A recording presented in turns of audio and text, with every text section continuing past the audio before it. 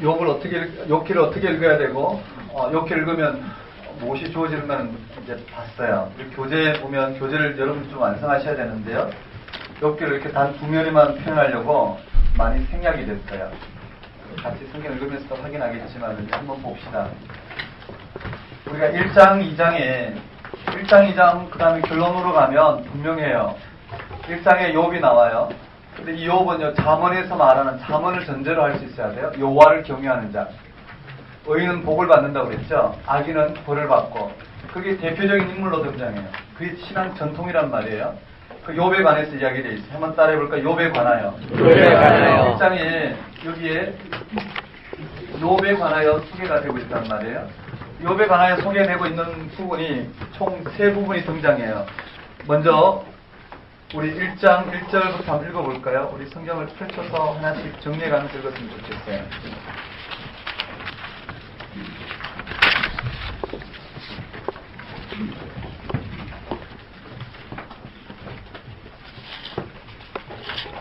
욥기 1장 1절, 2절, 3절 한번 읽어보겠습니다. 욥기 한번 읽겠습니다. 1절, 2절, 3절 한번 읽어볼게요. 시작. 땅에 욥이라 불리는 사람이 있는데 그 사람은 언하고 정직하여 하나님을 경외하여 악에서 떠난 자들아. 그의 아들 일곱과 아들 셋이 시원하니라. 그의 소유는 양이 7,000마리요 낙타가 3,000마리요 소가 500결이요 암다리가 500마리이며 종도 많이 있었지. 이 사람은 동방 사람 중에 가장 훌륭한 자라. 네. 욥기에 1장 1절에 분명히 언급되어 있죠. 우스 땅에 욥이라 불리는 사람이 있었는데 그 사람은 온전하고 정직하여 하나님을 경외하며 악에서 떠난 자들아. 네. 하나님을 경외하며 완전히 악에서 떠난 자들아. 바로 잠언에서 이야기하고 있는 의인이에요. 맞죠? 욥기는 잠언을 옆에 두고 읽어야 될 책 중에 하나죠. 잠언을 넘어서는 거예요. 여러분, 우리 잠언에서 읽다 보면 잠언에서의 의인의 삶에 대해서 언급되어 있고 악인의 삶에 대해서 이야기되어 있어요. 한마디로 말하면 여호와를 경외하는 자는 복을 받고 불순종하는 자는 벌을 받는다라는 내용이 잠언의 내용이란 말이에요. 그 잠언의 내용을 바탕으로 오늘 이 땅에 일어나는 부분들을 보니까 그렇지 않아요. 우리가 경험하는 것은 그걸 넘어서더라는 거예요. 그렇다면 하나님은 그 악인과 의인의 기준이 뭘까? 그리고 복과 징벌의 기준이 뭘까? 거기에 대한 해석이 다시 또 넘어가는 거예요. 물질적 차원, 땅의 차원에서 다시 한번 인간의 죽음과 생사, 화복 이 모든 부분에 대한 재해석이 가능한 거예요. 그러니까 욥기에서 그런 시도를 했고요. 다니엘서에 가면 그리 아니하실지라도 나오죠. 다니엘서에 보면 이미 이걸 넘어섰단 말이에요. 다니엘서 보면 다니엘과 세 친구는 의인들이란 말이에요. 그들은 그리 아니하실지라도 그와 같은 단계를 넘어선 이미 이 전통을 넘어선 그런 신앙 고백들이 나와요. 이러한 고백들이 이스라엘의 그런 경직된 전통 속에 갇혀있는 그러한 하나님이 아니라 이 말씀을 넘어서는, 그리고 그들이 해석하는 그 해석을 넘어서는 하나님을 분명히 드러내고 있어요. 욥기도 이제 그걸 시도하고 있는데요. 그게 우리 1장 1절 언급되어 있죠. 한번 따라해볼까요? 온전하고 정직하여 여호와를 경외하며 악에서 떠난 자. 우리 거기 보면 온전하고 정직하여 악에서 떠난 자라고 되어 있어요. 한번 따라해볼까요? 우스 땅. 욥은 우스 땅에 거하는 자로서 온전하고 정직하여 여호와를 경외하고 악에서 떠난 자, 즉 구약에서 말하고 있는 전통적으로 보면 의인이란 말이에요. 그래서 그 의인에게는 무엇이 주어졌느냐 하면은 복이 주어졌어요. 그 복이 아들 7과 딸 3이 태어나니라. 한번 따라할까요? 7남 3녀가 태어났어요. 그리고 그에게 많은 부도 언급되어 있어요. 2절 3절은 그에게 주어진, 즉 의인에게 주어진, 이 잠언에서 말하고 구약 전통에서 말하는 의인에 주어진 복이 언급되어 있어요. 7남 3녀와 그리고 많은 재물들, 이 재물들이 주어졌더라. 이것이 욥기의 시작이에요. 그리고 그가 얼마나 하나님 율법에 철저했는지 4절 5절에 1절에 대한 내용을 부연 설명하고 있어요. 그의 아들들이 자기 생일에 각각 자기의 집에서 잔치를 베풀고 그의 누이 3명도 청하여 함께 먹고 마시더라. 그들이 차례대로 잔치를 끝내면 욥이 그들을 불러다가 선결하게 하되 아침에 일어나서 그들의 명수대로 번제를 드렸으니 이는 욥이 말하기를 혹시 내 아들들이 죄를 범하여 마음으로 하나님을 욕되게 하였을까 함이라. 욥의 행위가 항상 이러하였더라는 부연으로 욥의 여호와를 경외한 의인으로서의 삶을 잘 드러내 있습니다. 한번 따라해 볼까요? 아들의 생일. 자녀들의 생일 잔치에 번제를 드림으로 말미암아 하나님 앞에 다시 한번 경건하게 서고자 하는 이 욥의 열심을 언급하고 있어요. 그런데 문제가 생겼어요. 거기에 6절에요. 하루는 하나님의 아들들이 와서 여호와 앞에 섰고 사탄도 그들 가운데 온지라. 이때 사탄은 뭘까요? 하나님부터 쫓겨난 자가 아니라 적어도 욥기에서는요 천상회의에 참여하고 있는 타락하기 이전의 천사 정도로 보면 돼요. 더 이상 여기서부터 진전시키지 마시고 그럼 천사의 존재는 뭐냐 내려놓고 여기에서 표현하고자 하는 게 뭔지만 일단 보면 돼요. 한번 따라해볼까요? 사탄. 그게 하루는 하나님의 아들들이 와서 여호와 앞에 섰고 사탄도 그들 가운데 온지라. 다 천사들을 이야기하죠. 여호와께서 사탄에게 이르되 아들들도 천사요 사탄도 천사인데 이스라엘 전통으로 이렇게 구분해놨어요. 여호와께서 사탄에게 이르되 네가 어디서 왔느냐. 그 사탄은 뭘 하냐면은요 이 천사의 원래 기능은 인간의 죄를 하나님께 발굴을 하는 거예요. 그래서 악인과 의인을 나눠서 의인에게는 복을 주고 악인에게는 벌을 주는 이와 같은 고발자가 바로 이 사탄의 역할이었던 것 같아요. 그래서 두루 다녀 여기 다녀왔나이다. 사탄이 이야기하니 여호와께서 사탄에게 이르되 네가 내 종 욥을 주의하여 보았느냐. 그와 같이 온전하고 정직하여 하나님을 경외하며 악에서 떠난 자는 세상에 없느니라. 이렇게 되어 있어요. 먼저 여호와께서 문제를 만들기 시작했어요. 욥의 시험. 우리는 하나님은요 전통적으로 악에 맞서서 우리를 지켜준다고 생각했잖아요. 근데 하나님이 악에 맞서는 게 악의 시험물로 그것도 사탄은 가만히 있는데 하나님이 문제 제기를 하는 거예요. 맞죠? 동의하고 싶지 않지만 이렇게 그렇게 나오고 실제 우리 삶에도 그런 것 같아요.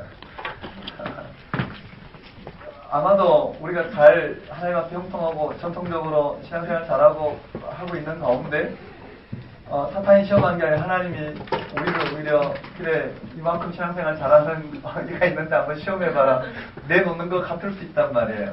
그쵸? 욥의 시험이고요. 그 다음에 욥의 시험에 보면 여호와께서 한번 따라볼까요?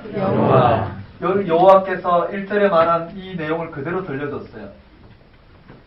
당대의 신앙을 하나님이 시험대에 올리시는 거예요. 그 말은요, 당대의 그 신앙의 고백이 이와 같이 이러한 신앙의 고백이 하나님을 인식하는데 온전하지 못했겠죠. 하나님은 당신을 인식하고 당신을 드러내고 당신을 온전히 고백하게 하는 이것이 어떻게 보면 우리에게 복주심의 과정이지 않을까 생각할 수 있어요. 여기에 여호와께서 두 번째 사탄은요 뭐라고 이야기하냐면 한번 보실까요? 두 번째 사탄의 이야기예요. 성경을 한번 봅시다. 11절에 19절에 사탄이 여호와께 대답하여 이르되 욥이 어찌 까닭 없이 여호와를 경외하리까? 이 문제란 말이에요. 까닭 없이, 즉 전통적 신앙 가운데는 하나님을 인식하는 부분들이요 이와 같이 조건부였단 말이에요. 근데 하나님은 이 땅에서의 삶의 과정으로 하나님을 인식하는 이 부분에서 온 우주 만물, 오늘 우리의 죽음과 삶을 넘어선 그 하나님을 인식하는 그 과정으로 우리를 끌어들이시죠. 결국은 신약은 부활 생명을 통해서 그 하나님을, 우리의 생과 사를 완전히 주관하시는 그 하나님이 다스리는 그 영적 세계, 이 땅 가운데 임하신 참된 구원의 실제 가운데 우리를 초청하고 있다고 보면 되겠죠. 그 세계 속에 인도하기 위해서 우리의 삶을 어찌 보면 우리가 너무나 옳다고 생각하는 삶을 십자가에 못 박히게 하시고 우리를 인도하시는 이와 같은 하나님의 과정이 매 순간 우리 가운데 일어나고 있다고 보면 되죠. 우리는 그만큼 저항하고 있고 그 속에 좀 더 연약한 사람은 깨트려져서 거기에 대한 구도 속으로 현재가 될 거고 좀 고집이 센 사람들은, 좀 있는 사람들은 다 차단하고 그냥, 그렇게 사는 것이 형통한 줄 알고 써 있는 그 자체가 우리 삶이라 이렇게 또 볼 수 있을 것 같아요. 거기에 까닭 없이 여호와를 경외하리까 10절에 주께서 그와 그의 집과 그의 모든 소유물을 울타리로 두르심 때문이 아니니까 주께서 그의 손으로 하는 바를 복되게 하사 그의 소유물이 땅에 넘치게 하셨나이다. 이제 주의 손을 펴서 그의 모든 소유를 취소서 그리하시면 틀림없이 주를 향하여 욕하지 않겠나이까. 사탄이 시험을 그를 치라고 이야기했어요. 한번 따라해 볼까요? 사단. 네, 한번 따라하겠습니다. 그를 치소서. 그의 모든 소유를 치소서. 사탄은 사탄은 소유를 치라고 그랬어요. 그의 소유물을 치라고 그랬고요. 세 번째 여호와께서 한번 따라해 볼까요? 여호와께서 그의 모든 소유물을 치되 생명은 해하지 말라고 그랬어요. 그의 몸에는 손대지 말라고 그랬어요. 한번 따라해 볼까요? 그의 몸에는 손대지 말라. 네, 그의 몸에는 손대지 말고 나머지는 다 허용했어요. 이것이 욥의 첫 번째 시험이에요. 그런데 이 첫 번째 시험에 욥의 반응을 봐야 돼요. 한번 따라해 볼까요? 욥의 반응. 첫 번째 시험에 욥의 반응을 보면은요. 시험이 왔죠. 실제로 그 사단이 시험을 했어요. 한번 따라해 볼까요? 사단의 시험. 여호와께서는 그의 몸에 손대지 말라고 했고, 네 번째 사단이 욥을 시험했어요. 그리고 그 모든 소유물을 잃어버렸죠. 위에서 언급된 의인이 누리는 복을 잃어버렸어요. 그러자 여기에 대한 욥의 반응이 나와요. 한번 따라해볼까요? 욥의 반응. 이것이 중요하죠.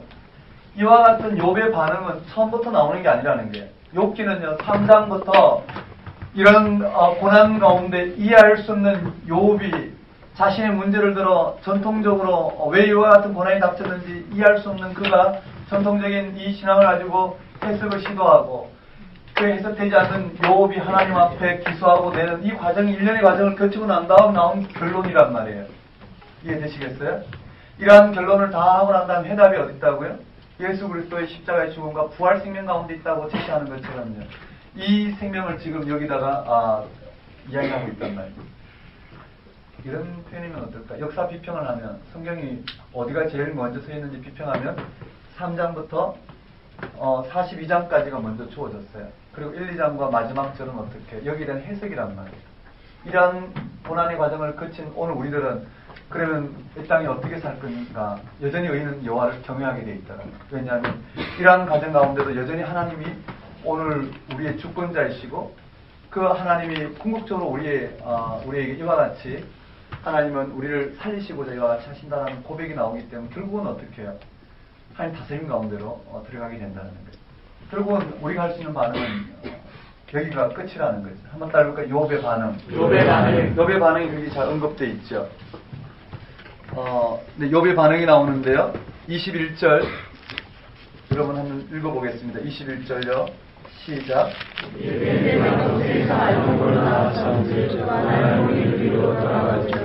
주시니도 여호와시오 거두시니도 여호와시니 여호와의 이름이 찬송을 받으시리라.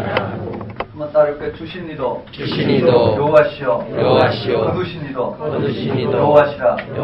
맞아. 주시니도 여호와시고 거두시니도 여호와시라는 고백이 나와요.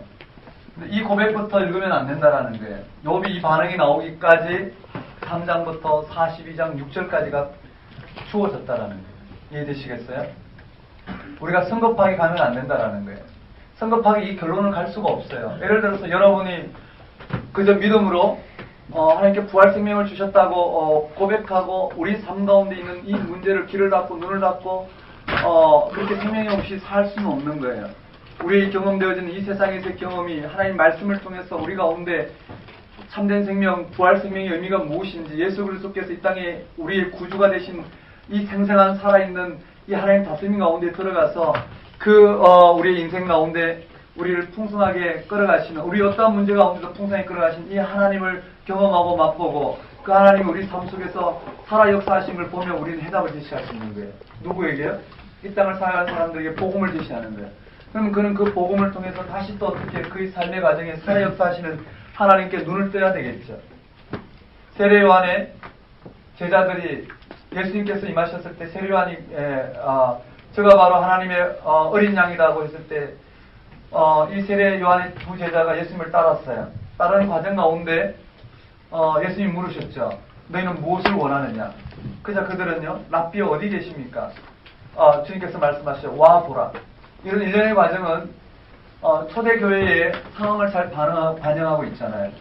즉 부활에 대한 증언은 받았어. 예수가 그리스도이신 걸 들었단 말이에요. 그런데 예수가 그리스도이신 것을 듣고 삶을 살아가는 데 있어서 부활의 능력이 드러나기까지는 예수님이 누구신지 그의 삶 속에 드러나야 된단 말이에요. 실제로 예수와 함께 어디 계십니까? 즉 예수 너희는 포도나무의 가지로 붙어 있어야 된다. 붙어 있다는 말이 거하다는 말이니까요.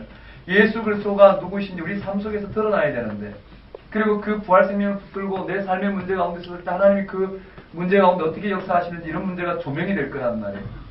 그런데 그저 들은 부분만 가지고 그 생명을 누리는 것이 아니라, 그 생명의 능력을 붙드는 것이 아니라 그저 그런 고백을 통해서 내 삶과 무관하게 내 삶의 이 현실과 이 신앙과 무관한 일반 종교성처럼 이렇게 살아갈 수는 없는 문제란 말이죠. 그런 과정들이 우리에게는 필요한데요. 이러한 과정으로 우리는 초청하게 되죠. 부활하신 예수님 이 부활 생명을 우리가 전하지만 그 세계에 들어간다는 건 쉽지 않다는 건 누구나 잘 알 거예요. 정말 이 부활이 우리에게는 어떤 의미인지, 정말 이 부활이 우리에게는 궁극적인 완성이고 우리를 온전한 승리를 가져다주는 사건인데, 도대체 이것이 우리 삶 속의 구석구석 이 세상을 바라보는 이 신종론에 있어서 어떤 결정적인 역할인지, 이런 문제를 보기에는 그렇게 쉽지 않은 문제라는 거예요.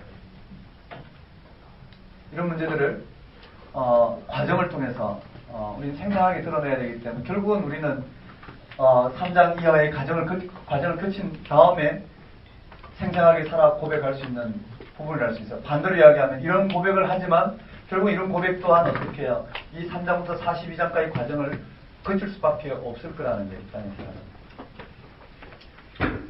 여러분 동의하시죠? 그런 것 같죠?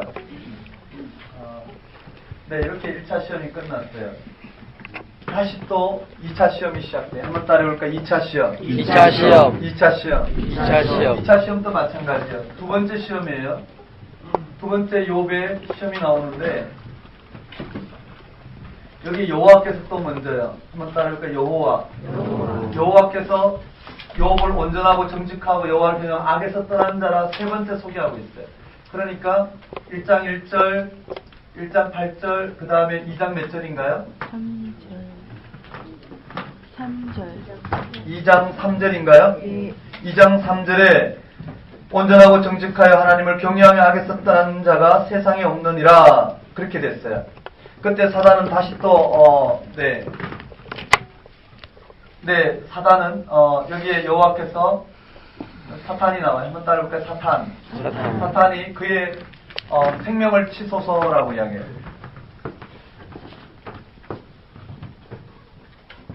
사절에 모든 소유물로 자기의 생명을 바꿀지라 손을 펴서 그와 뼈와 살을 치소서. 한번 따라해볼까요? 뼈와 살을 치소서. 뼈와 살을 치소서. 사탄이 뼈와 살을 치소서. 여호와께서 허용하시죠. 여호와께서 이 시험을 허용해요. 그 시험이 무엇이냐면은요, 생명은 해하지 말라는 거예요. 그의 생명은 해하지 말라. 그 사탄이 발바닥부터 정수리까지 종기가 나게 했어요. 여기 여호와께서 말씀하시는 네 번째, 사탄이 실제로 시험한 장면이 나와요. 이제 이 장면에 반응이 나오는데요. 누구의 반응이 나오냐면 욥의 아내의 반응이 나와요. 9절에 보면 욥의 아내의 반응이 나오는데요. 그의 아내가 그에게 이르되 당신이 그래도 자기의 온전함을 굳게 지키는지 하나님을 욕하고 죽어라. 한번 따라볼까요? 욥의 아내. 욥의 아내는 욥의 아내로서 해석할 수밖에 없는 거예요. 경솔하게 한 게 아니라 이 과정을 지켜보면서 지금 욥의 아내의 반응이라 할 수 있어요. 그 다음에요, 한번 따라볼까요? 욥의 반응. 욥의 반응이 나와요. 그 욥의 반응은 10절인데요. 그가 이르되 그대의 말이 한 어린 썩은 여자의 말 같도다. 우리가 하나님께 복을 받았은즉 화도 받지 아니하겠느냐. 한번 따라올까요? 복을 받았은즉 화도 받지 않겠느냐. 복과 화를 이와 같이 드러내는 욥의 반응. 주신 이도 거두신 이도 여호와시라는 것과 복과 하도 다 여호와께서 주신다라는 같은 고백을 하고 있어요. 이것이 욥의 반응이란 말이에요. 여기에 욥의 세 친구가 찾아와요. 한번 따라해볼까요? 욥의 세 친구. 욥의 세 친구. 7일 7년 동안 욥의 상황을 보고 말없이 있는데 여기에 욥의 세 친구 반응이 나오죠. 7일 7년 동안 말없이 머물고 있는 장면이에요. 이와 같은 장면이 1장 2장의 내용이에요. 그리고 42장 7절로 한번 가볼까요? 42장 7절로 한번 가보겠습니다.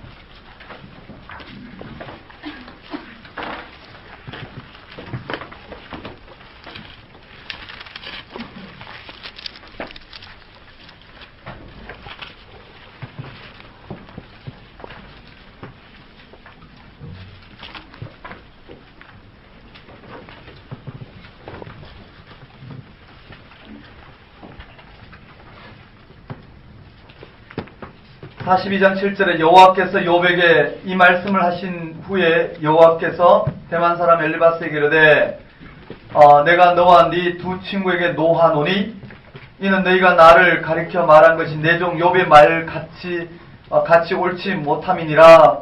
누구의 손을 들어주냐? 욥의 손을 들어주고 있다. 여기에서 우리가 해답을 찾을 수 있다라는 거예요. 이와 같은 전통에서 정죄하는 것이 하나님의 다스림을 드러내는 것도 아니라는 거예요.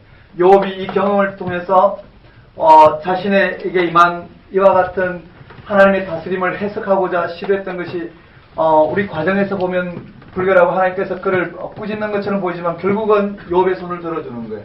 왜냐하면 하나님의 다스리심을 민감하게 인식하고 어떻게 하든 그 속에서 해석하고자 하나님 앞에 그 문제를 들고 나와서 탄식하는 그 과정이 하나님은 옳다고 보셨기 때문에. 그래서 욥은 우리가 어떻게 3장부터 이 42장 6절까지 과정이 우리는 인정할 수밖에 없고 필요하다라는 거예요. 그것을 허용하고 하나님 앞에 그 자리에 서들어 우리가 고면하는 것 또한 우리가 해야 될 몫이라는 거예요.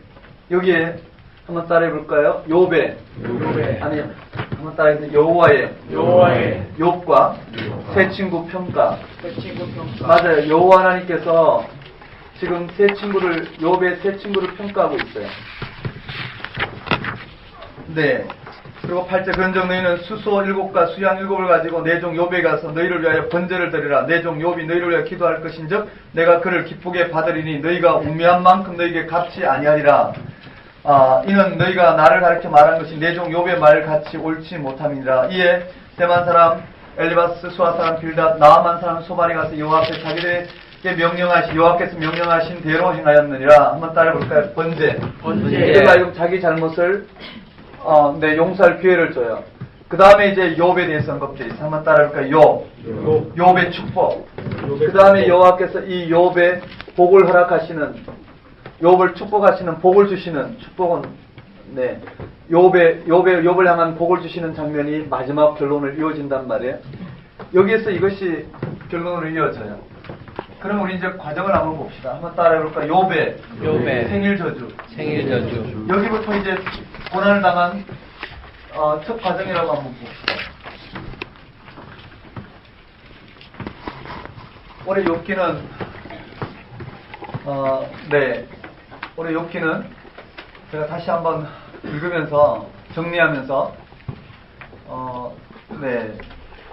어떤 한 문제를 해결하려고 욥을 몇 주 전부터 봤죠. 한 형제가 메일을 보냈어요. 아주 장문의 편지를 보냈는데요. 개인의 신앙적인 어떤 과정을 설명을 했어요. 그리고 하나님 앞에 그 문제를 정직하게 들고 서 있는 한 모습이었어요. 제가 해답을 내릴 수 있는 문제도 아니고 그 과정이 틀린 과정이 아니라는 거예요. 그 과정이 하나님께서 사용하시는 과정이고 그 과정이 바로 하나님을 인식하는 데 정말 필요한 과정이라고 보면 되죠. 왜냐하면 기존에 우리가 전통적으로 생각했던 신앙에서 내가 경험하고 있는 일련의 과정을 통해서 하나님이 무슨 말씀하시는지를 쓰는 것이 틀린 과정이 아니라는 거예요. 마치 내시경을 하게 되면 굉장히 괴로운데 참지 못하고 뽑고 싶은데 옆에서 간호사가 다 됐다고 이야기하면 그렇게 또 참고 또 있다가 또 막 못 견딜까 하면 또 좀만 참으라고 다 됐다고 이야기하면 또 참을 수 있는 것처럼요. 다 됐다고 얘기하는데 한참 더 걸리는데요. 속지만 그게 필요하더란 말이에요. 우리는 어떻게 할까요? 우리도 그 과정을 누구나 겪고 있고 이 과정 속에서 하나님께서 과정마다 보여주시는 부분들이 있기 때문에 결국은 이러한 하나님 욥기를 통해서 우리의 경험이 제대로 인식될 수 있도록 그 자리에 세워서 끝까지 하나님 앞에 머물게 하는 게 해답이라 할 수 있어요. 여러분 그런 것 같지 않아요?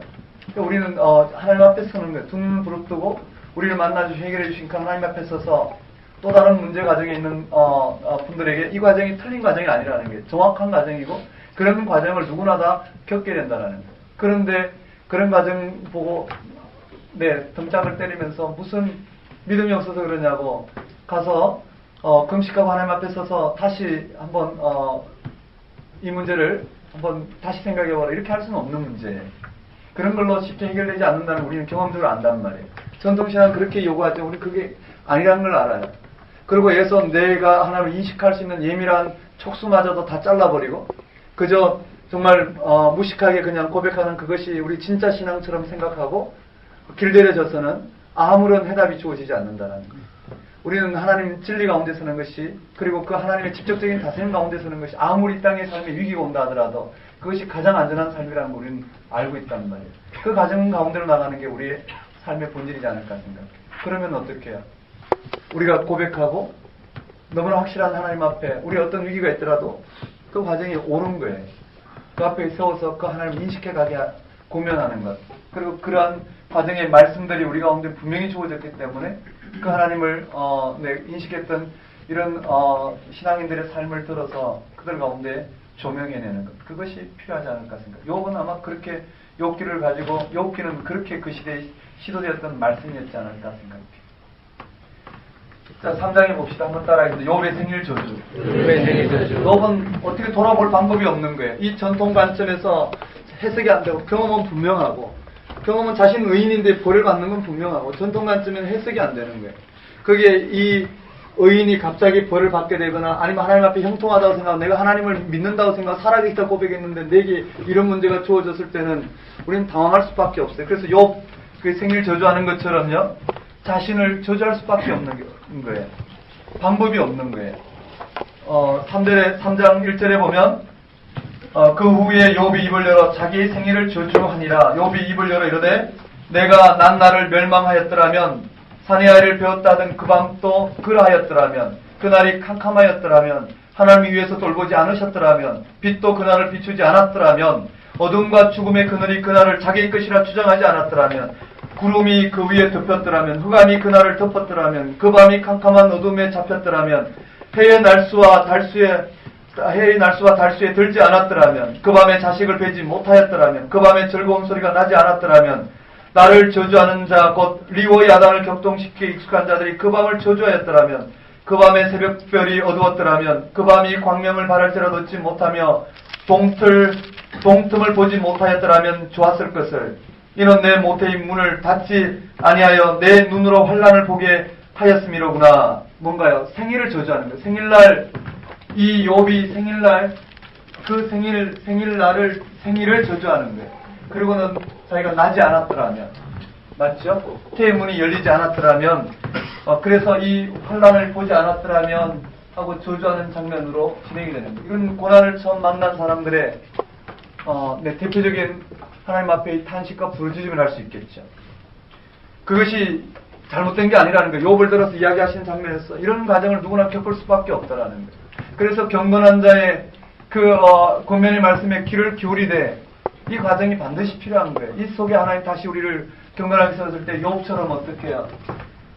우리는 이와 같은 고백을 통해서 하나님의 궁극적인 우리의 성리, 이 땅에서는 그 당시에는 이 땅에 복이 최상이었지만 그들은 그렇게 하나님을 인식했죠. 오늘 우리에게는요 참된 생명이 우리에게 죽음 너머에 그 생명이 지금도 우리에게 이미 주어졌고 그 생명을 가지고 살아간다는 게 너무나 확실하기 때문에 이 부분에 대한 확실한 하나의 확정함을 통해서 우리는 여전히 우리의 삶 속에서 이 고백을 할 수 있을 거라고요. 그렇다고 해서 우리가 이 고백을 한다고 해서 우리가 이 고백을 하면 할수록 이러한 하나님 다스림 가운데 환난을 겪고 고난을 받는다는 이상한 게 아닌 거예요. 그들도 그 가운데 살아 역사하신 하나님을 만나도록 우리는 초청할 수 있고, 그들이 인내하고 하나님 만나줄 때까지 우리는 끊임없이 어떻게 해요? 이 하나님 앞에 세우는 걸 회피하지 않고 끊임없이 그 속에서 하나님을 인식하고 해답을 찾아낼 때까지, 이 부활 생명이 쪽빛처럼 드러날 때까지 그를 세우는 과정이 우리에게는 필요한 가장 핵심이지 않을까 생각합니다. 맞죠? 섣불리 그 문제가 해결되는 것, 섣불리 그런 결과가 주어지는 것, 섣불리 아예 그렇게 하나님 다스림의 싹수를 잘라버리는 이런 부분이라면 또 다른 과정 속에 또 다른 문제에 계속해서 반복적인 과정에 고난 이 속에서만 있지 결국은 벗어나지 못하게 될 것이라는 거죠. 우리는 반드시 이런 질고의 과정을 반드시 겪어야지, 즉 십자가에 못 박히는 것 없이 부활 생명을 맛볼 수 없다는 거죠. 결국은 이 땅의 삶에 눈을 뜨면 뜰수록 이 삶의 모순과 이 삶에 하나님께서 다스려 가고자 하는 그 생명과 이 땅의 모순과 여기에 눈을 뜨는 만큼 우리는 고통스러울 것이고, 고통스러운 만큼 하나님의 해답을 향해서 우리는 드러나게 될 것이다, 이렇게 볼 수 있어요. 그리고 4절에 보면은요, 그 계속 한번 봅시다. 11절에요. 어찌하여 내가 태에서 죽어 나오지 않았던가? 어찌하여 내 어머니가 해산할 때 내가 숨지지 않았던가? 어찌하여 무릎이 나를 받았던가? 어찌하여 내가 젖을 빨았던가? 그렇지 않아였던들 이제는 내가 평안히 누워서 자고 쉬었을 것이니 자기를 위하여 폐허를 일으킨 세상 임금들과 모사들과 함께 있었을 것이요, 혹시 금을 가지며 은으로 집을 채운 고관들과 함께 있었을 것이며, 또는 낙태되어 땅에 묻힌 아이처럼 나는 존재하지 않았겠고 빛을 보지 못한 아이들 같았을 것이라. 거기서는 악한 자가 소유를 그치며, 거기서는 피곤한 자가 쉼을 얻으며, 거기서는 갇힌 자가 다 함께 평안히 있어 감독자의 호통 소리를 듣지 아니하며, 거기서는 작은 자와 큰 자가 함께 있어 종이 상전에게서 노이노니라. 어찌하여 고난당한 자에게 빛을 주셨으며 마음이 아픈 자에게 생명을 주셨는고? 이러한 자는 죽기를 바라도 오지 아니하며 땅을 파고 숨긴 보배를 찾음보다 죽음을 구하는 것을 더 하다가 무덤을 찾아 얻으며 심히 기뻐하고 즐거워하나니, 하나님에게 둘러싸여 길이 아득한 사람에게 어찌하여 빛을 주셨는고? 나는 음식 앞에서 탄식이 나며 내가 앓는 소리는 물이 쏟아지는 소리 같구나. 내가 두려워하는 그것이 내게 임하고 내가 무서워하는 그것이 내 몸에 미쳤구나. 나에게는 병원도 없고 안일도 없고 휴식도 없고 다만 불안만 있구나. 내 모든 것을 잃어버린 하나님 앞에 조명받았던 한 개인이 하나님 앞에 여전히 조명받고 있지만 그가 인식하는 인식의 체계가 무너졌을 때, 인식의 체계가 무너졌을 때 그의 경험 속에는 어둠밖에 없는 거예요. 이 과정을 통해서 그는 다시 한번 귀로만 듣던 하나님을 눈으로 보는 하나님으로 인식해가는 과정이라는 거예요. 그것이 우리에게는 실질적인 복이요 생명이지 않을까 생각합니다. 그것이 신약에서 말하는 십자가에 못 박히는 과정이고, 내가 이 삶에 눈을 뜨고 정말 생명 가운데 나아가는 과정이라 할 수 있겠죠. 욥기는 분명히 이것을 하나님 인식하는 과정을 우리에게 다시 한번 들려주고 있어요. 자, 한번 따라볼까요? 평온도 없고, 안일도 없고, 휴식도 없고, 불안만 있구나. 네, 평온도 없고, 안일도 없고, 휴식도 없고,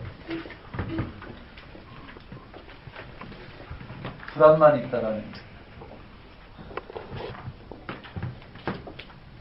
제자들도 그랬고요, 초대교회도 그랬고, 또 기독교 2000년 역사 가운데 믿음으로 이렇게 되는 이 눈뜬 사람들에 의해서 우리가 어디에서 하나님을 인식할 수 있는지를 늦어갈수록 우리는 이와 같은 과정을 반복해서 겪을 수밖에 없다는 것 우리는 너무나 경험적으로 잘 알죠.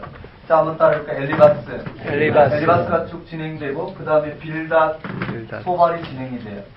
거기에 엘리바스와 빌닷과 소발이 무슨 이야기하는지 똑같은 이야기예요. 똑같은 이야기인데 똑같은 이야기를 바톤만 터치하고 서로 표현만 달리해서 전하는 거예요. 그런 과정을 한번 보면은요, 4, 5장의 엘리바스 한번 볼까요? 그 제목을 좀 중심으로 보면 돼요. 한번 따라볼까요? 죄 때문에 고난. 4장 7절에 보면 죄 없이 망한 자가 누구인가? 정직한 자의 끊어짐이 어디 있는가? 한마디로 하면 뭘까요? 네가 망한 것은 죄 때문이에요. 한번 따라볼까요? 죄로 인한 고난. 여기에 네가 죄를 졌기 때문에 네가 고난을 받았지 않느냐? 그렇다면 이 말이 분명하다는 거. 왜냐하면 그들이 이 엘리바스도 선지자죠. 지금 와서 이야기하는 것은 이 구약 전통, 즉 신명기 이 사상이 분명한 즉 이 전통 신앙의 분명한 하나의 선지자의 어떤 하나의 역할을 지금 감당하고 있다고 봤을 때요. 그는 이렇게 말해요. 4장 17절에 뭐라고 되어 있느냐면은 4장 16절에 보면 이렇게 되어 있어요. 그 영이 서 있는데 나는 그 형상을 알아보지 못하여도 오직 한 형상이 내 눈앞에 있는지라. 그때 내가 조용한 중에 한 목소리를 들으니, 한마디로 말하면 오늘날 말하면 성령이 나에게 그렇게 가르쳐줬다라는 거예요. 한 영이 나에게 분명히 말했다라는 거예요. 한 천사가 그에게 이 말씀을, 구약의 신명기 말씀을 아마 해석해줬다는 정도로 보면 될까요? 뭐라고 이야기했냐면 17절에 사람이 어찌 하나님보다 의롭겠느냐, 사람이 어찌 그 창조하신 이보다 깨끗하겠느냐, 하나님이 그의 종이라도 그대로 믿지 아니하시며 그의 천사라도 미련하다 하시나니, 하물며 흙집에 살며 티끌로 틀을 삼고 하루사이에 앞섰으라도 무너질 자이겠느냐. 아침과 저녁 사이에 부스러져 가루가 되며 영원히 사라지되 기억하는 자가 없으리라. 이렇게 돼 있어요. 무슨 말하냐면은요, 한 영이 말했다라는 거예요. 여기 와서 어떤 한 영의 말을 빌려서, 한 영, 이름이 아니고 말을 했는데, 사람이 어떻게 하나님보다 의롭겠느냐라는, 이해되시죠? 그는 하나님을 어떻게 인식했나요? 지금 엘리바스는 하나님을 이 전통의 관점에서 인식했죠. 즉 의인은 복을 받고 악인은 벌을 받는다는 저 전통이 하나님의 인식 전부 다예요. 그러니까 그 한 영이 와서 사람이 어찌 하나님보다 의롭겠느냐, 한번 따라해볼까요? 사람이 하나님보다 의롭겠느냐. 그러니까 어떻게, 저 말에 보면 이 사람이 고난을 받는 거 보니까 죄를 지은 게 분명하다는, 하나님은 그렇게 인식되기 때문에 이와 같은 한 영이 말한 형식을 가지고 설명해 가고 있어요. 읽어보면 내용은 잘 잡을 수 있어요. 5장 7절에 보면 사람은 고생을 해 났으니 불꽃 위로 날아가는 것 같으니라. 그 다음에 5장 17절 19절에 볼지어다 하나님께 징계받은 자에게는 복이 있나니 그런즉 너는 전능자의 징계를 없이 여기지 말라. 하나님은 아프시게 하다가 싸매시며 상하게 하다가 그의 손으로 고치시나니. 19절에 6가지 환난에서 너를 구원하시며 7가지 환난이라도 그 재앙이 네게 미치지 않게 하시며.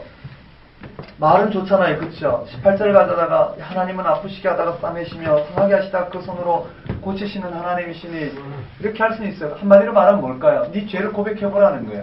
그러면 너를 망하겠다가도 네가 죄가 고백되면 하나님은 너를 새롭게 하실 것이다. 이렇게 인식이 되는 거예요. 오늘도 이렇게 많이 하나님을 인식하죠. 우리는 이런 문제를 풀어가는 게 아니에요. 이 땅에 어떤 삶도 우리는 하나님이 못 박힌 삶이고, 우리는 이미 우리에게 승리로 주신 이 생명을 가지고 열어가는데, 여전히 우리는 구약적인 부분 속에서 이 죄의 문제, 또 이 땅의 형통과 안형통, 네, 복과 안복, 이걸로 가지고 통역을 잘하도록 제가 그 중국어로 써야 되잖아요. 한자로 이렇게 하다 보니까 쉽지가 않았어요. 말이 꼬이고요. 그래서 네, 안복 좋잖아요. 안형통.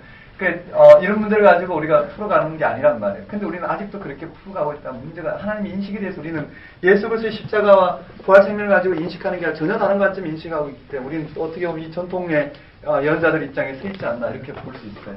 맞죠? 하나님 해결해 놓으신 문제를 가지고 자꾸 이전에 돌아가는 우리의 문제라면 어떠한 이 고난의 경험, 하나님의 다스림을 경험하고자 하는 그에게 하나님의 다스림을 그들에게 언제 증언할 수 없을 때, 증가할 수 없을 때, 초대교회에 이 부활 생명을 접한 이 제자들은 그렇게 하지 않았어요. 그치요? 이 땅의 문제를 그런 형통과 안형통으로 이렇게 해결하지 않았다고요. 이런 문제가 아니라 전혀 다른 관점에서 해결해 가는 걸 볼 수 있죠. 한번 따라해 봅시다. 엘리바스의 거기에 하나님 아프시게 하다가 싸매시며 상하게 하시다 그의 손으로 고치시지 않으니, 한마디로 말하면 하나님 앞에 나와서 회개하면 그 하나님은 그와 같이 저 전통적 하나님 관점으로 해결책을 제시하는 거예요. 너희가 내 죄를 고백하면, 그러니까 요백의 죄를 고백하면 하나님 이와 같이 너희에게 벌을 주셨다가도 복을 주실 거라는 거예요. 그 내용들을 기억하셔서 정리하셔야 돼요. 이게 누가 한 말인가 하면 여러분 기억하셔야 돼요. 자, 그 다음에 엘리바스 한번 볼까요? 욥이 분명히 변론하고 돌아왔어요. 밑에 세로로 한번 봅시다. 15절에 욥이 말한 15절에 다시 또 엘리바스가 나와서 이야기해요. 욥이 자신은 죄를 짓지 않았다라는 거예요. 자신은 죄를 짓지 않았는데도 어떻게 죄를 고백하느냐라는 거예요. 죄를 짓지 않았는데도 물론 죄인이죠. 하나님 앞에 의롭지 않다는 건 욥은 기본적으로 인정해요. 하지만 여기서 말하는 그런 죄는 아니라는 거예요. 사실 이전에도 그 상태에서도 복을 주셨다라는 거예요. 근데 특별히 더 죄를 짓지 않았는데 벌을 주신 거 보니까 여기는 승복할 수 없는 거예요. 그러자 여기는요, 욥이 교만하다는 거예요. 그 교만의 문제를 엘리바스 다루려고 해요. 욥의 교만의 문제를 들어서 그게 네가 죄라는 거예요. 욥의 교만과 어리석음을 증명하려고 하는데 15절에 1절에 보면 지혜로운 자가 어찌 헛된 지식으로 대답하겠느냐, 어찌 동풍을 그 복부에 채우겠느냐, 어찌 도움이 되지 않는 이야기 무익한 말로 변론하겠느냐. 참으로 네가 하나님 경외하는 일을 그만둬 하나님 앞에 묵도하기를 그치게 하는도다. 그러니까 네 죄악이 네 입을 가르치나니 네가 간사한 자의 혀를 좋아하는구나. 너를 정죄하는 것은 내가 아니여 네 입이라. 네 입술이 너를 네게 불리하게 정언하느니라. 우리 오늘날 현대어로 풀었다고 생각해봐요. 이거는 신앙적 문제가 아니라 감정적으로 지금 가고 있는 것 같아요. 네가 제일 먼저 난 사람이냐? 신들이 있기 전에 네가 출생하였느냐? 하나님의 오미하심을 네가 들었느냐? 지혜를 홀로 가셨느냐? 이해되시겠죠? 자기의 문제를 뭐가 문제인지 서로를 모르고 이렇게 계속 이야기하는 대목입니다. 어쨌든 이런 부분들이에요. 욥의 교만을 지금 이야기하고 있어요. 거기에 34절에 보면 경건하지 못한 무리는 자식을 낳지 못할 것이며 뇌물을 받은 자의 장막은 불탈 것이라. 그럼 똑같은 문제예요. 욥이 지금 하나님 앞에 스스로 죄를 짓지 않고 의롭다고 이야기하지만 그렇지 않다. 그게 바로 뭘까요? 교만이고 죄라는 거예요. 그래서 하나님은 욥에게 벌을 내리셨다라는 이 부분들로 끌어가요. 내용은 여러분들이 읽으면서 몇 가지만 정리하면 돼요. 그 다음 22절에 몇 장이 중요하거든요. 그리고 아주 특징적인 몇 가지 말이 누가 있느냐 정도만 알면 될 것 같아요. 22장에 22장도 마찬가지예요. 사람이 어찌 하나님께 유익하게 하겠느냐. 지혜로운 자도 자기에게 유익할 따름이라. 네가 의로운들 전능자에게 무슨 기쁨이 있겠으며 네 행위가 온전한들 그에게 무슨 유익이 되겠느냐. 하나님이 너를 책망하심 너를 신문하심이 너희 경건함 때문이냐. 네 악이 크지 아니하냐. 네 죄악이 끝이 없느니라. 죄악을 가지고 이야기하고 있어요. 여기 한번 따라해볼까요? 또다시요. 한번 따라하겠습니다. 구체적인 죄악. 이 욥의 상황을 들어서 죄악을 이야기하고 있는데요. 그 죄악을 이야기하는 것이 앞에서부터 계속 반복돼요. 21절에 너는 하나님과 화목하고 평안하라. 그리하면 복이 내게 이 말이라. 29절에 사람이 너를 낮추거든 너는 교만했노라고 말하라. 하나님은 겸손한 자를 구원하시느니라. 다 주옥 같은 말씀이잖아요. 그렇죠? 그런데 하나님을 인식하는데 이런 경구들, 아포리즘이 경구들이 그렇게 유익하지 못하다라는 것. 믿음이 좋으면 복 받는다. 그런 말이 정확하게 이 십자가의 사건과 부활 생명을 가지고 하나님 다스림 가운데 들어가지 않으면 그런 것들이 오히려 우리의 신앙 하나님 인식하는데 방해한단 말이에요. 그것이 우리가 얼마나 하나님 인식하는데 절망하게 만드는지 몰라요.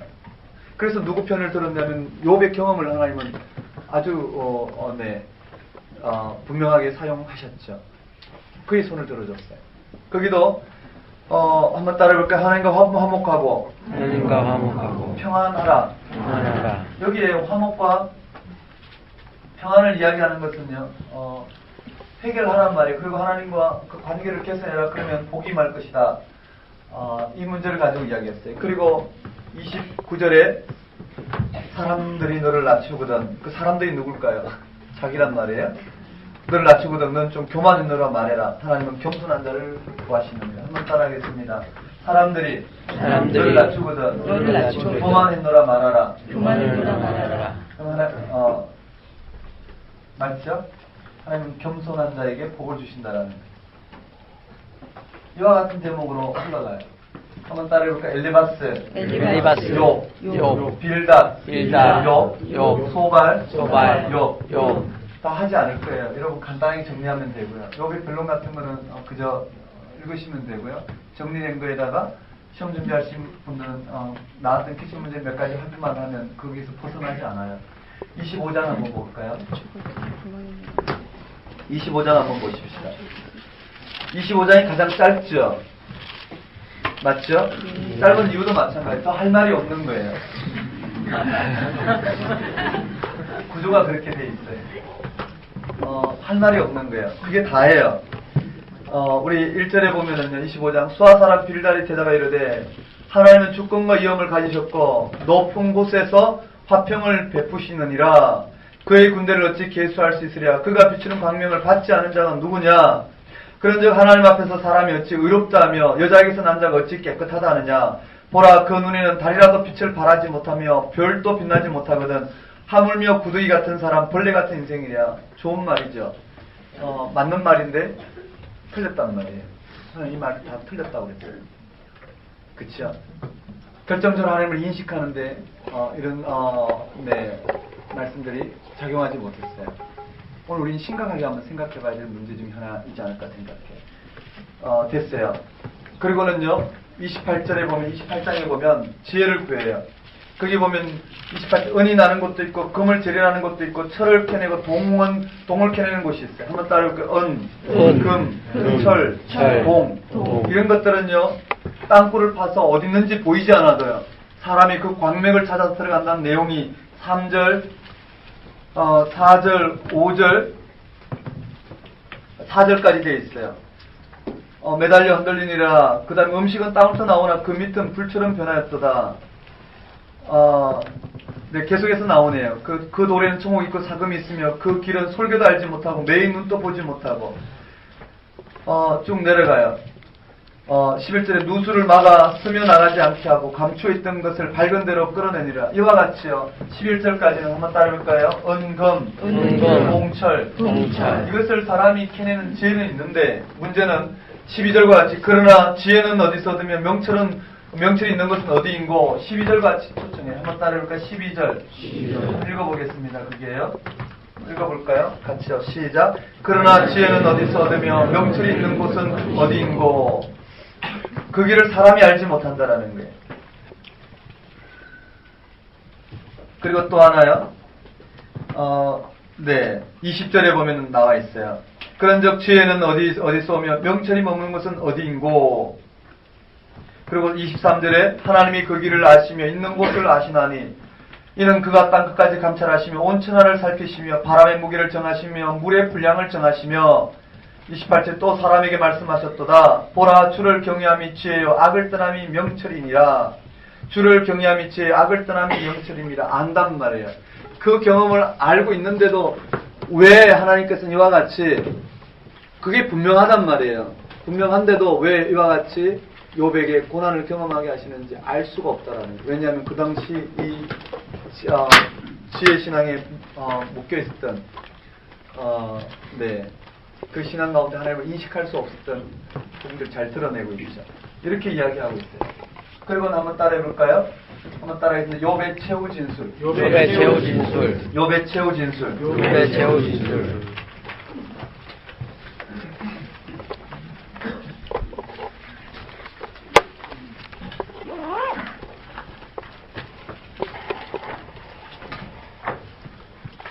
두 번째 할 때 좀 더 자세한 내용 좀 다루기로 하고요. 최후 진술에 보면 한번 따라해볼까요? 과거 행복. 현재의 고난. 네, 그 다음에 결백을 주장하고 있어요. 한번 따라해볼까요? 욥의 결백. 네, 거기에 결백을 주장하고 있어요. 교재를 보면은요, 31장 1절에 내가 내 눈과 약속하였니 어찌 처녀에게 주목하랴. 그럼 9절에 음행하지 않았다라는 걸 언급하고 있고요. 또 13절에 남녀 종 멸시하지 않았다는 걸 언급하고, 16절에 가난한 자 소원을 잊지 않았다고 이야기하고, 24절에 재물에 소망을 두지 않았다고 이야기하고, 29절에 미워하는 자 멸망을 기뻐하지 않았다고 이야기하고, 32절에 나그네를 공개하였다고 이야기하고, 남의 것을 그는 해하지 않았다는 이야기. 이와 같이 자신의 결백을 주장해요. 거기에 또 엘리후가 등장하죠. 한번 따라해볼까요? 엘리후가 등장해서 이 엘리후의 주장은 엘리바스와 빌닷과 소발이 이와 같이 이야기하는 내용을 엘리후가 듣고는 욥의 문제를 해결하지 못하고 있는 그들의 주장이 너무 공허하다는 것을 이야기하고 있어요. 그러니까 결국은 하나님은 엘리후를 통해서 무엇이 문제인지를 지금 드러내고 있죠. 거기에 그 엘리후, 엘리바스 빌닷 소발은요, 정말 이 율법에 정통하고 그 시대에 그 신앙에 연륜이 있는 지혜자를 대표하잖아요. 그가 그 세 친구뿐만 아니라 욥까지도 무엇이 문제인지를 언급하고 있어요. 하지만 이 엘리후조차도 여전히 보홍신앙으로 돌아가서 벗어나지 못하고 있는 그 상황을 설명하고 있어요. 한번 따라해볼까? 엘리후 최후 진술에 들어가고 그 다음에 38장에 가면 드디어 하나님께서 폭풍 가운데 말씀하셔요. 38장 우리 한번 보면은요, 욥기를 안 읽어본 사람들은 38장부터 꼭 한번 읽어보셔요. 욥기 보시면 38장, 그때 여호와께서 폭풍우 가운데에서 욥에게 말씀하 이르시되, 어디에서 임하셨나요? 폭풍우 가운데에서. 요즘 청년들 하나님 말씀을 듣는, 하나님 음성을 듣는 방법, 또 하나님 음성을 듣는 길, 해서 조용한 공간에서 기도를 하고, 목욕하는 말은 없죠. 그렇게 이제 하나의 우리 형식을 많이 이야기하는데, 우리 경험상으로 보면 그렇지 않죠. 하나님은 아주 다급할 때도 이야기하고 있고, 지하철 속에서도 또는 언제든지, 그렇죠. 그런 형식보다는 하나님 말씀과 사생결단을 통해서 말씀 앞에 서는 것이 일단 중요한 것 같아요. 그 형식을 좀 내려놓고 본질적인 부분과 실험하도록 자꾸 그 앞에 내어놓는 과정이 필요한데요. 오늘 본문에 보면 하나님께서 여호와께서 폭풍 가운데서 말씀하셨다는 건 많은 것을 이야기할 수 있어요. 폭풍 가운데서 말씀하시는데 2절에 무지한 말로 세상을 어둡게 하는 자가 누구냐? 너는 대장부처럼 허리를 묶고 내가 네게 묻는 것을 대답할지니라. 맞아요. 오늘 우리 고난 문제 해결이 안 된다면 이 말에 여러분들 한번 대답해 보셔야 돼요. 내가 땅에 기초를 놓을 때에 네가 어디 있었느냐? 네가 깨달아 알거든 말할지라. 누가 그것의 도량법을 정하였는지, 누가 그 줄을 그 위에 띄웠는지 네가 아느냐? 그것의 주추는 무엇 위에 세웠으며 그 모퉁이 돌을 누가 놓았느냐? 그때 새벽별들이 기뻐 노래하며 하나님의 아들들이 다 기뻐 소리를 질렀느니라. 두 번째 물어요. 바다가 그 모태에서 터쳐 나올 때에 문으로 그것을 가둔 누구냐? 12절에 네가 너의 날에 아침에게 명령하였느냐? 새벽에 그 자리를 일러주었느냐? 16절에 네가 바다의 샘에 들어갔었느냐? 깊은 물 밑으로 끌어다녀 보았느냐? 19절에 어느 것이 광명 있는 곳으로 가는 길이냐? 어느 것이 흑암 있는 곳으로 가는 길이냐? 25절에 누가 홍수를 위하여 물길을 터주었으며 우리와 번갯길을 내어주었느냐? 31절 네가 묘성을 메어 묶을 수 있으며 삼성의 띠를 풀 수 있겠느냐? 34절에 네가 목소리를 구름에까지 높여 넘치는 물이 네게 덮이게 하였느냐? 39절에 네가 사자를 위하여 먹이를 사냥하겠느냐? 젊은 사자의 식욕을 채우겠느냐? 39절에 산염소가 새끼 치는 때를 네가 아느냐? 안사슴이 새끼 낳는 것을 네가 본 적이 있느냐? 누가 덜 나기를 5절에 놓아 자유롭게 하였느냐? 누가 빠른 나귀의 메인 것을 풀었느냐?